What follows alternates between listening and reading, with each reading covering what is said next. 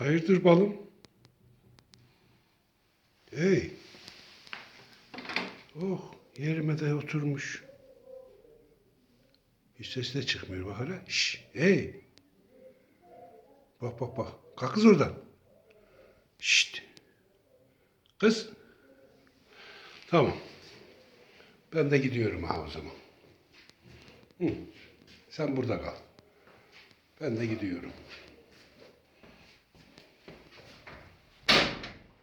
Ha gidiyorum ben. Sen kal orada.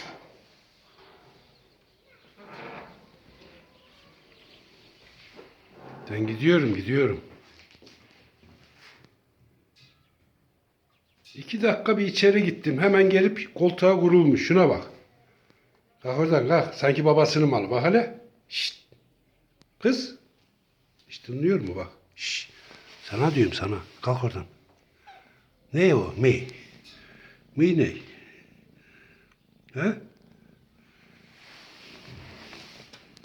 Gel bakayım gel şu gözün çapağını temizleyek. Dur.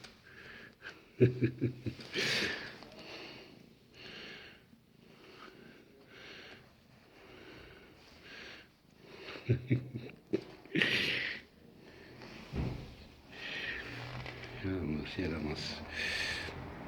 Sen niye benim yerime oturuyorsun? Ha? Ha?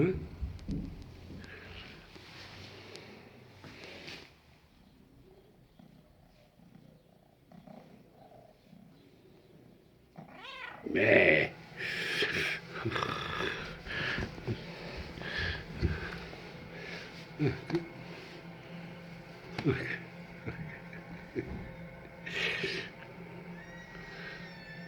Aha. Çocuklar geliyor.